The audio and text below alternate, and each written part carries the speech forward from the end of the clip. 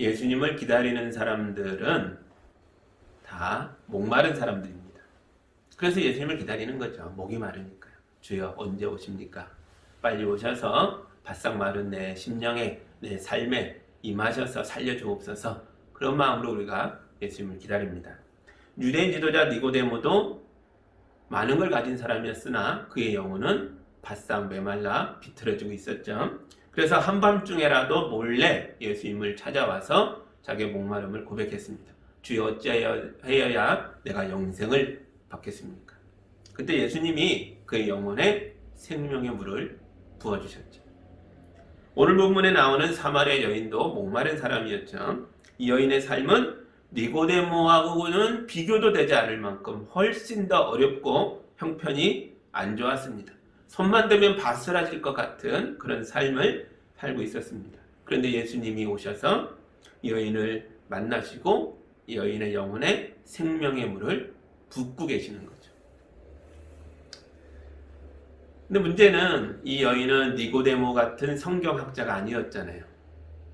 그래서 예수님이 주려는 생수가 예수님 자신임을 깨닫지 못하고 있습니다.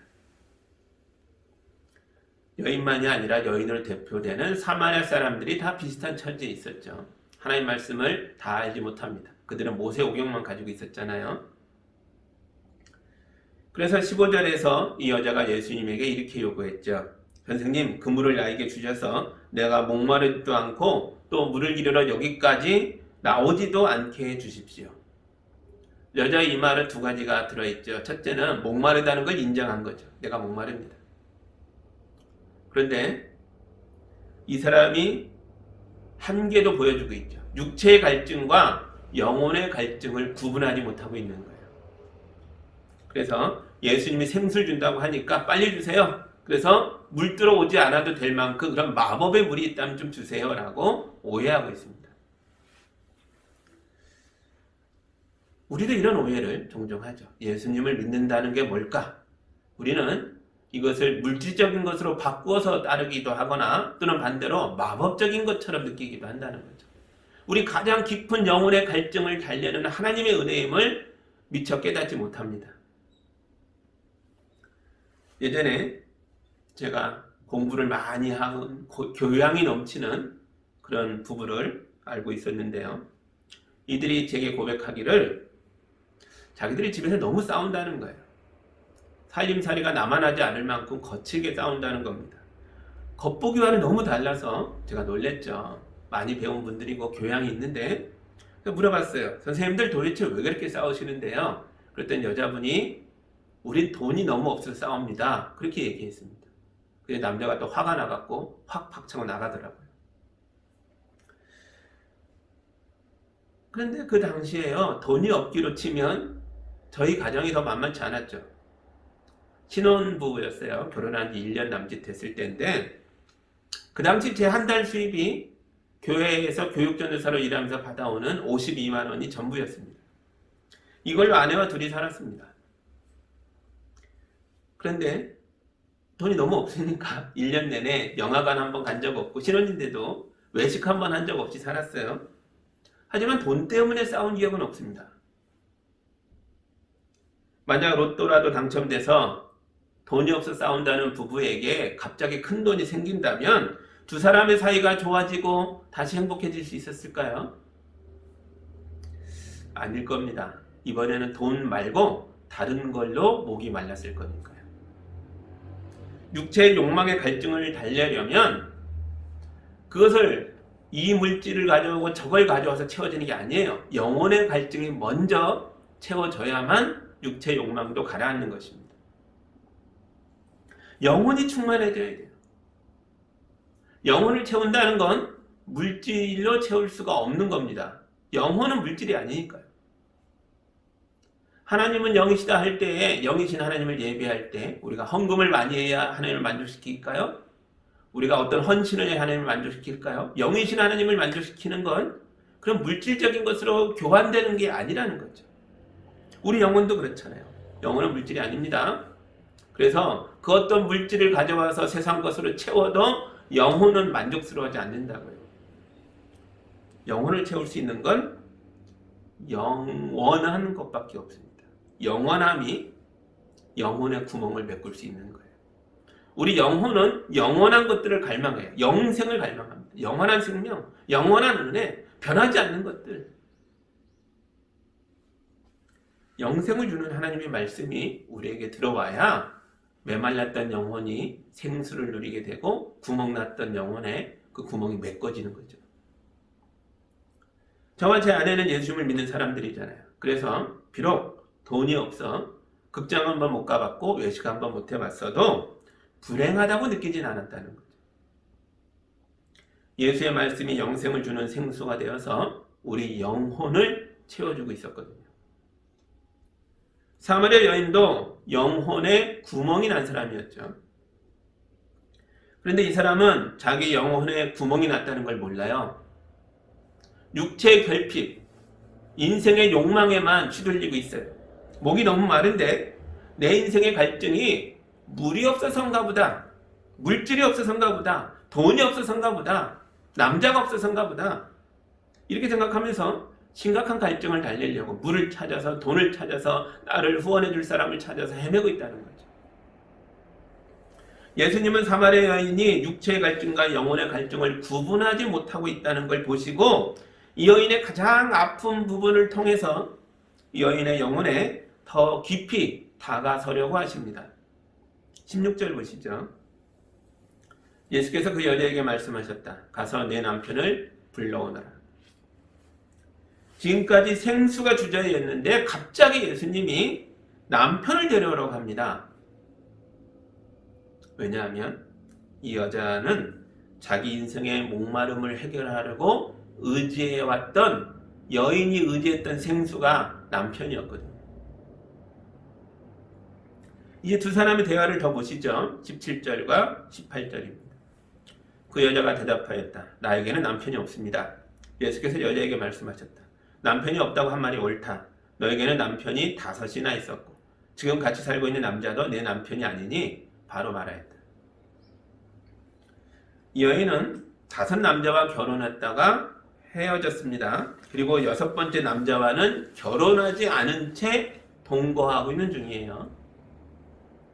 그래서 이 여자는 이런 자기의 문제를 이 낯선 유대인 남자와 의논하고 싶지 않죠.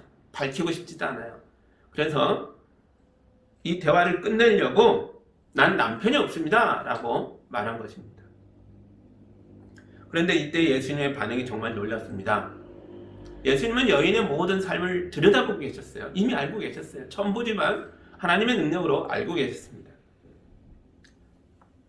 그런데 내가 너의 비밀을 알잖아, 이렇게 어찌 감히 내 앞에서 거짓말을 해, 이런 식으로 책망하거나 폭로하는 방식으로 말씀하지 않으세요.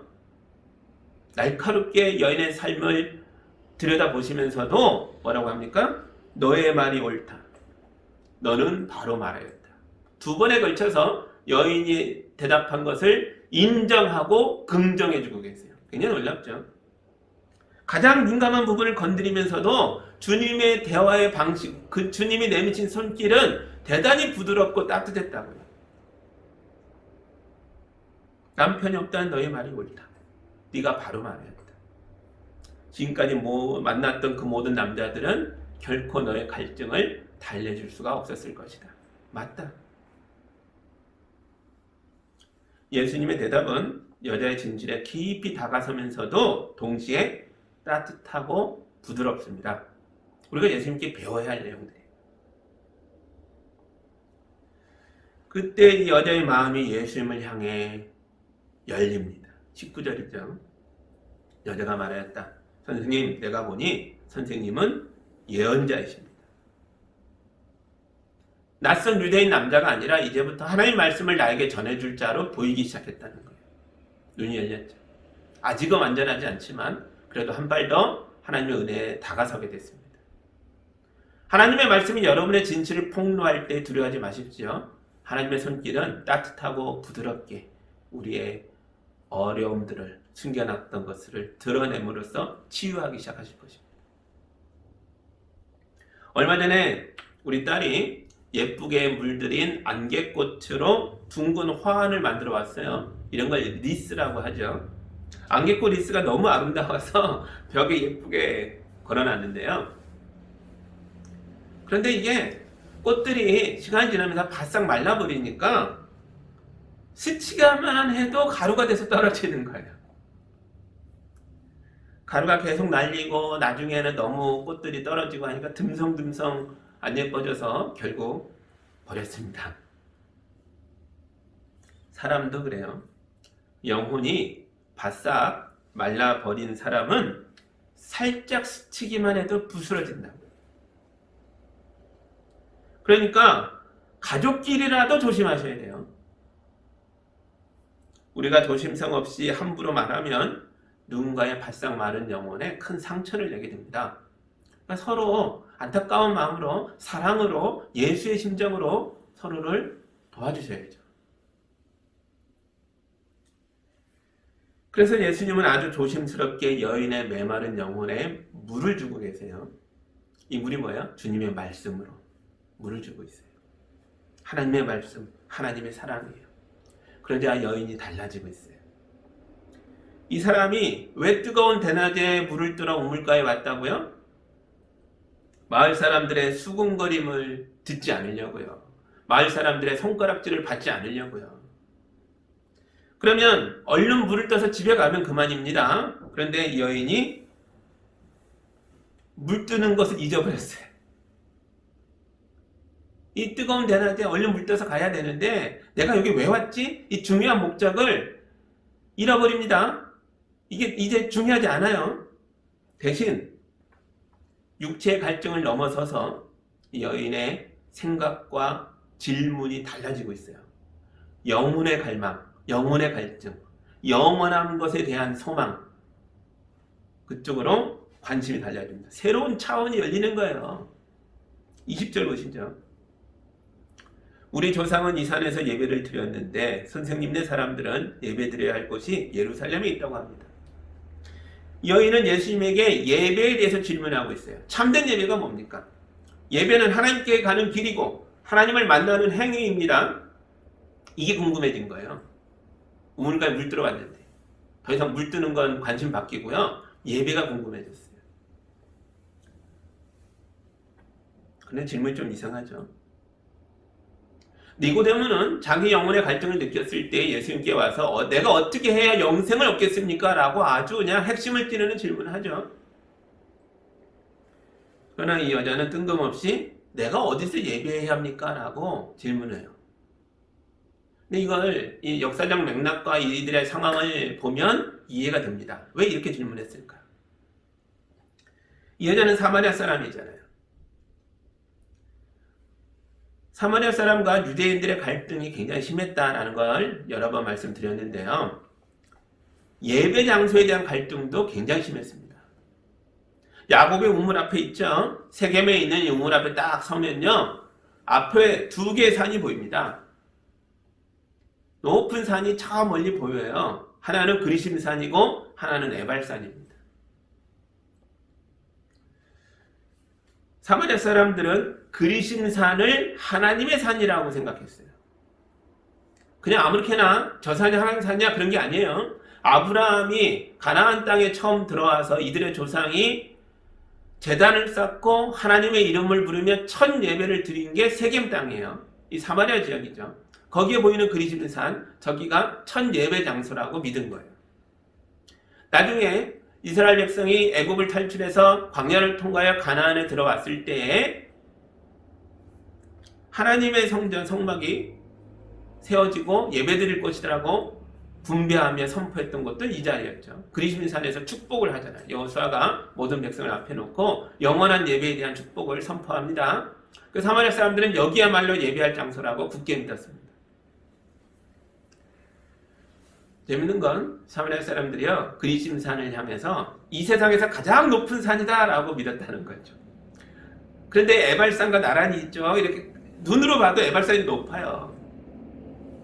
사마리아 사람들은 이걸 믿음으로 보니까 눈에 보이는 게 다가 아니다. 그리심산이야말로 세상에서 가장 높은 산이다 라고 선포했다는 거죠. 그럴 만큼 이 산을 귀하게 여겼습니다. 근데 유대인들은 다르죠. 모세 오경만이 아니라 유대인들은 예언자들의 글들도 하나님의 말씀을 갖고 있잖아요.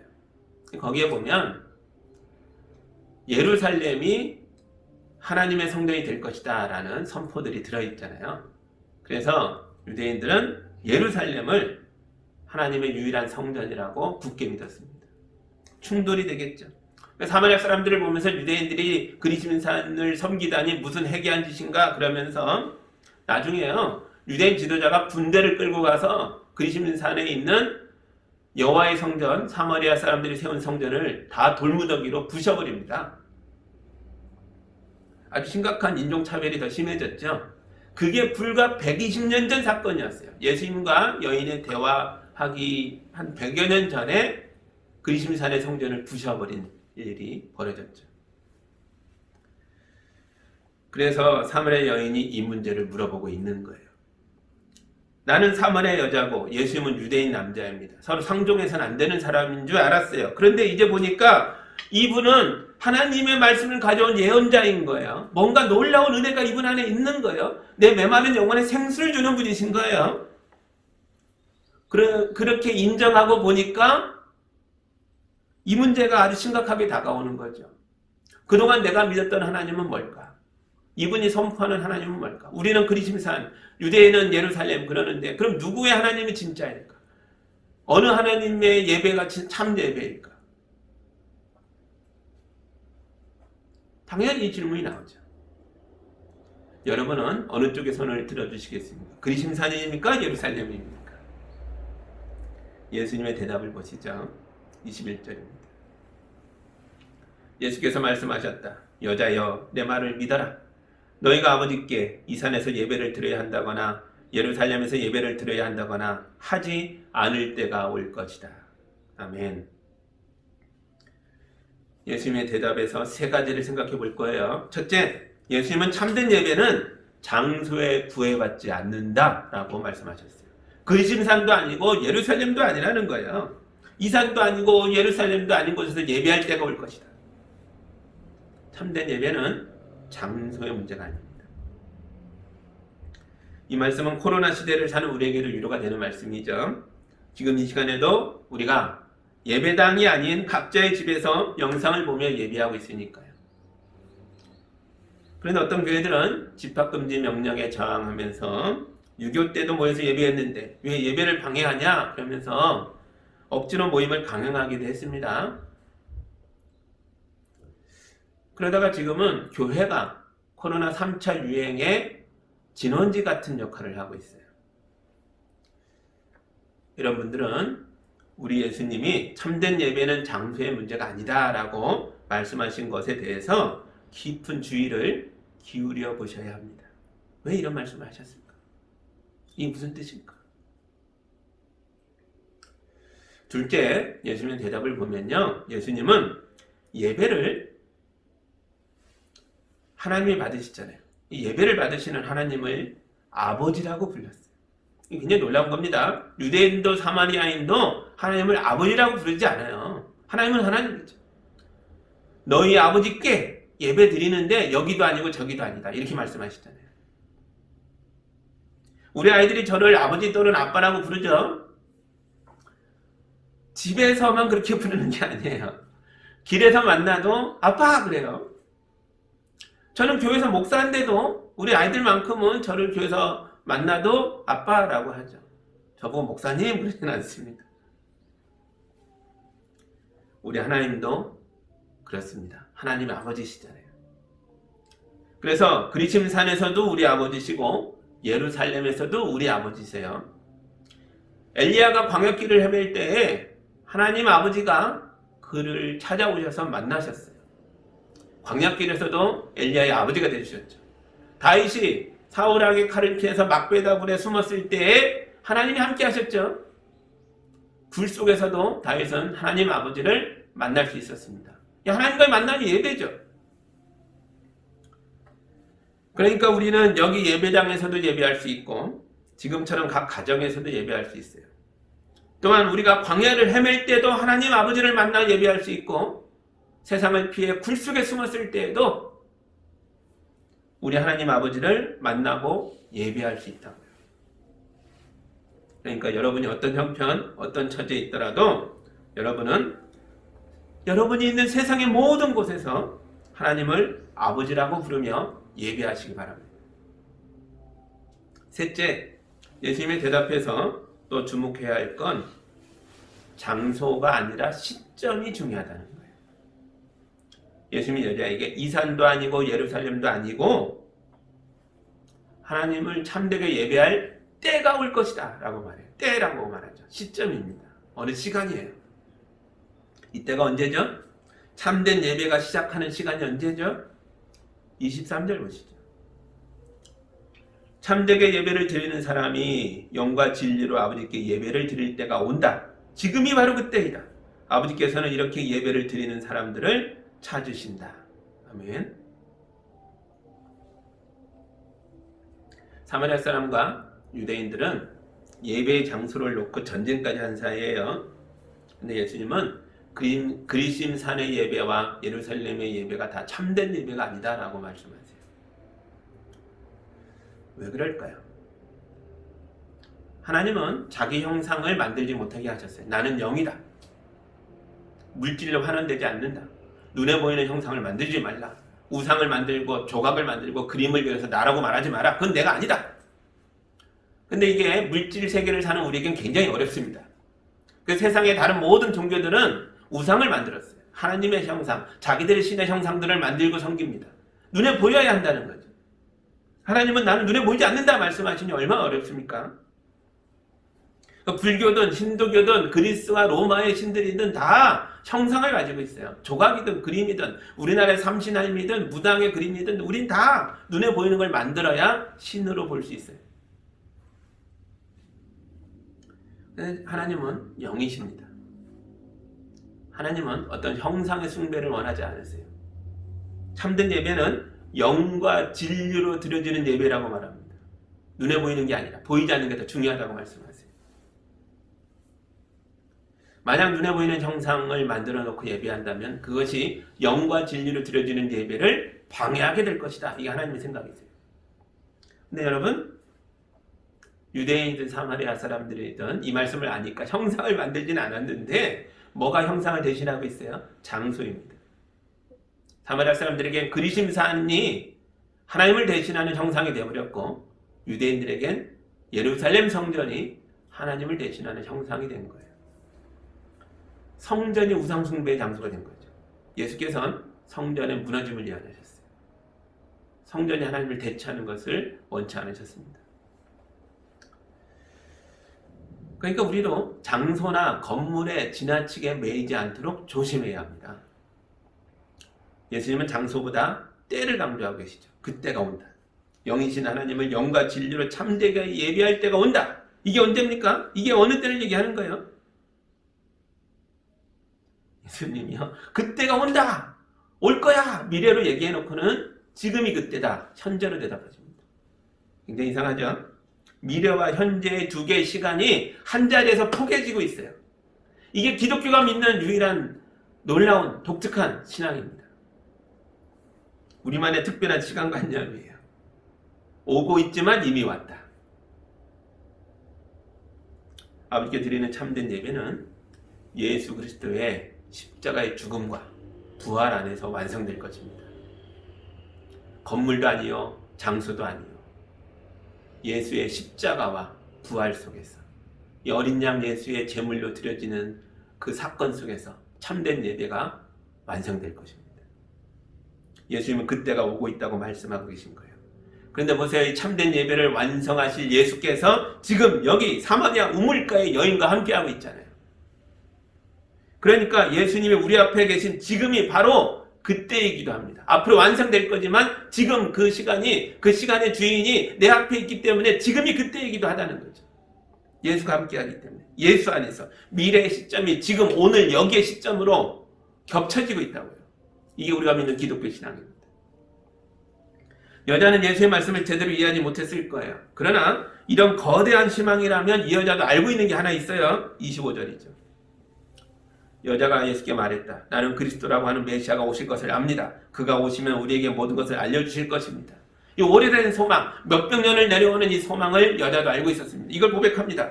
그러자 예수께서 여자에게 이렇게 말하죠. 26절입니다. 예수께서 말씀하셨다. 너에게 말하고 있는 내가 그 사람이다. 아멘. 올 것입니다. 이 미래적 소망이 여기 왔다라고 바뀌고 있다는 거죠. 이 여인이 자기 머리와 이성으로는 예수의 말씀을 다 이해하지 못했습니다. 그럴지는 몰라도 그의 몸과 마음과 영혼은 예수의 말씀을 이해하기 시작했어요.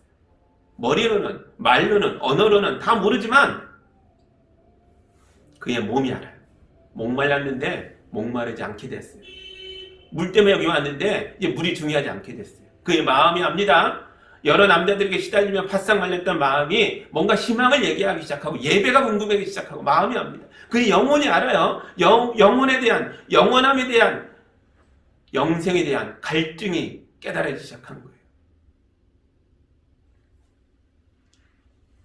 여인은 물길러 갔다 예수님을 만났어요. 예수님은 여인에게 영생을 주는 샘물이 되겠다고 말씀하셨어요. 아직 여인은 그 물을 받지 않았습니다. 그 물이 뭔지 깨달으려고 몸부림쳐요. 그저 예수와 대화 중일 뿐이에요. 그런데 영혼이 은혜로 적셔지기 시작하면서 영생의 물이 스며들기 시작하면서 육신의 목마름을 극복하기 시작했다. 여러분, 돈이 있어야 문제가 해결될 것 같습니까? 여러분, 어떤 누군가의 도움이 있어야 될 것 같습니까? 뭔가 앞길에 원하는 대로 열려야만 내 인생이 살 것 같아요? 그런 목마름이 채워진다고 인생이 좋아지는 게 아닙니다. 그런 목마름들을 극복할 수 있어요. 영혼의 충만함으로 넘어설 수 있어요. 여인의 관심은 이제 영혼의 목마름인 참된 예배를 향해서 높이 날아오르고 있습니다. 가장 밑바닥 같은 모두의 손가락질 받는 그런 수군거림의 대상이 되는 삶을 살고 있던 여인이지만 여인이 그 모든 현실을 뛰어넘어서 그 모든 현실을 딛고 올라서서 하나님의 나라를 꿈꾸기 시작했어요. 참된 예배를 바라보기 시작했어요. 하나님의 귀한 딸로 거듭나고 있습니다. 이게 은혜죠. 이게 믿음입니다. 이게 예수께서 우리에게 주시는 생명의 물입니다. 예수께서 말씀하신 대로 되어가고 있어요. 참된 예배를 드릴 때가 온다. 그런데 지금이 바로 그때다. 예수 안에서 예수님과 함께 미래의 희망이 오늘의 시간으로 들어와 버렸어요. 아직 여인의 삶에 아무것도 바뀐 게 없는데도 희망이 오늘의 내 것으로 들어와 버렸어요. 이게 기독교의 희망입니다. 예수님은 우리의 미래의 희망이며 동시에 우리의 현재의 희망인 줄 믿습니다. 올해는 정말 어려운 시간을 보내고 있어요. 코로나로 전 국민이, 전 세계 사람들이 고통을 겪고 있어요. 가정의 경제가 파탄나고 국가도 어려워지고 많은 게 어렵습니다. 지금 우리는 다시 오실 예수님을 기다리고 있어요. 대림절이잖아요. 예수님이 다시 오셔야 하나님의 나라가 이 땅에서 완성될 것입니다. 인간의 절망과 슬픔과 고통과 죄악을 다 청소하는 놀라운 시간이 다가오고 있어요. 그런데 예수님이 이미 우리에게 오셨기 때문에 그 나라도 또한 이미 우리에게 온 것이나 마찬가지라는 거죠. 이게 기독교 신앙입니다. 앞으로 완성되겠으나 이미 시작됐다는 거죠. 오고 있으나 이미 왔다는 거죠. 하나님의 나라는 완성될 나라이기도 하며 동시에 지금 여기 우리와 함께 있기도 하는 나라입니다. 이것이 기독교의 가장 위대하고 아름다운 고백입니다. 예수님을 통해서 예수님 안에서 미래의 희망과 현재의 시간이 하나로 포개져서 살아가는 은혜의 삶을 누리시길 바랍니다.